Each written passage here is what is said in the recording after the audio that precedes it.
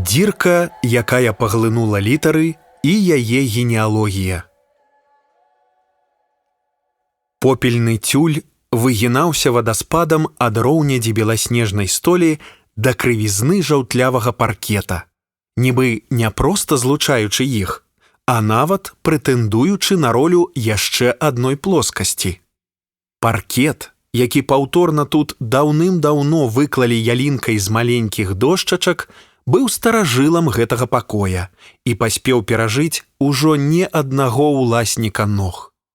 Яго лак нязменна падыгрываў сонцу лёгкімі водбліскамі, чым надаваў прасторы невытлумачальную утульнасць, але гаворка не пра яго. Тут жа, непадалёк ад прахалоды попельнага вадаспаду, стаяла самаўпэўненая, крыху напышлівая ваза. Але гэтую яе напышлівасць амаль цалкам засланяў велізарны букет пажарніцы. На сваіх высокіх сцеблах ён цягнуўся ўверх ва ўсе бакі, быццам хацеў адшукаць для сябе поле паблізу, і непарушна навісаў сваім цяжарам лёгкасці панад шкляной агароджай.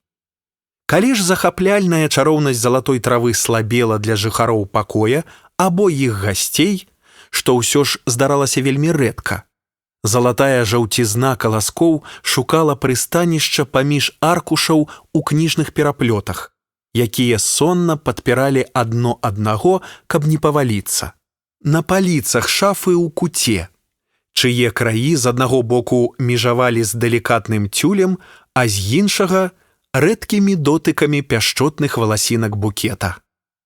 Але там, паміж аркушаў знаходзіла прытулак не толькі жаўцізна, але і пыл, які далікатна ўкладваўся пластом празрыстай таўшчыні, і такое ж далікатнае рыпанне, якое ад старасці нагадвала дзіцячы храп і якое абуджалася толькі пры разгортванні і закрыцці кнігі. Адзінае, невядома па якой прычыне. Ад таго, што старонкі перакладваюцца з боку на бок і замінаюць яму спаць, ад таго, што нахабны штуршок паветра распудзіў увесь пыл, для таго, каб звярнуць на сябе ўвагу новага слухача або перадаць вуху таемнае пасланне, а яшчэ маленькая запіска. Кавалачак паперы з роўнымі краямі, пакрыты чарнільнымі ўзорамі, быў настолькі стары, што ўжо ніхто б не прыгадаў, ад каго і каму прызначалася гэтая цыдулка. Тэкст паслання складалі літары. «З ор у них тыч штыккіры лапакаў ока, кчарге тынц і днугом арая міва пароўнымі ліа. Яар і началасям нет кстулг піп і упз. Уак жбн оамарыт, а прыенас нырык ад атол». Праўда, у іншай паслядоўнасці і з іншымі месцамі прабелаў. З часам на скрыжаванні трох выгібаў аркуша вырасла працёртасць, якая паглынула 2,5 з гэтых літар. Дзіўна, наколькі спрыяльнай глебай з'яўляецца час для знікнення чаго заўгодна. Не страты, хавання, утойвання, а менавіта поўнага і канчатковага знікнення ад маленькай крывой літары да велізарнай планеты ці зоркі. Тая пацёртасць была адметнай, хай і вельмі далёкімі, але роднаснымі сувязямі з усімі іншымі пацёртасцямі, пустэчамі, прарывамі і дзіркамі. У прыватнасці і ў тым ліку з дзіркамі вадаспаду, якія прарабляла адна пыхлівая жырафа. Яе займала, што яна можа быць прычынай, можа нешта ствараць, няхай і дзіркі.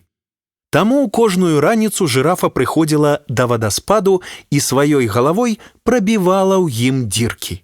Гэтае захапленне ў яе ўзнікла выпадкова. Шмат што ў свеце спараджае гук.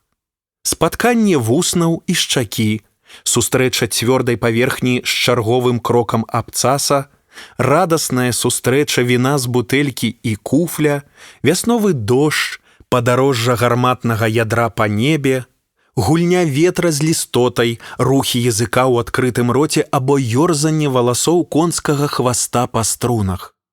Але навошта патрэбныя гукі? Можа ўзнікнуць пытанне. Бо некаторыя з іх і зусім бязладныя ці агідныя. Нейкія з іх надзвычай кароткія і амаль незаўважныя, а ёсць і апошнія. Магчыма, каб у сукупнасці свайго мноства і нейкай паслядоўнасці спараджаць музыку? Але што спараджае самі гукі? Мабыць, нейкі рух? А што спараджае нейкі рух? Мабыць, жывое, нават калі гэта сіла прыцягнення, выпадковасць або святло. Так, у выніку гэтага ланцужка, магчыма, памылковых высноў, адна пыхлівая жырафа прыйшла да, магчыма, не менш памылковай высновы, што ўсё жывое, што не мае вушэй, існуе толькі для тых жывых, хто мае вушы. Ад гэтай прыемнай думкі жырафа чамусьці на радасцях аднойчы ўзялася рабіць галавой дзіркі ў вадаспадзе і працягнула гэта рабіць кожную наступную раніцу. Хаця, магчыма, так жывая жырафа, якая мела вушы, проста спрабавала лепш пачуць гукі жывога вадаспаду, які не меў вушэй і, адпаведна, не мог сам сябе пачуць. У любым разе, усе гэтыя дзіркі ў вадаспадзе звычайна зносіла плынню да берага, на шляху да якога яны правальваліся самі ў сябе і знікалі, але адна дзірка ўсё ж не знікла. Яе прыбіла да берага, дзе яна ўтварыла ў зямлі ямку.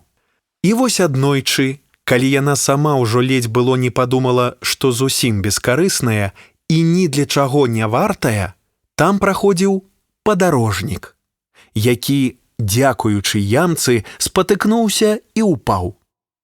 У выніку гэтага пацешнага з выгляду, бессэнсоўнага па сутнасці і няўмелага па выкананні падзення, а ў дадатак да таго і далейшага працяглага ляжання ў задуменнасці, на вопратцы падарожніка ўтварылася мноства складак. Складак настолькі ўстойлівых, што простым вяртаннем у зыходнае становішча на ногі іх было не разгладзіць пры дапамозе непераадольнай для цяжкіх аб'ектаў, але недастатковай для падобных складак сілы прыцягнення. Раней згаданай намі таксама як адной са стваральніц гукаў.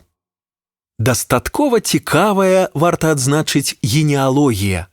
Вадаспад пры ўздзеянні жырафы спарадзіў дзірку, якая спарадзіла ямку, якая ў выніку стала стваральніцай складак.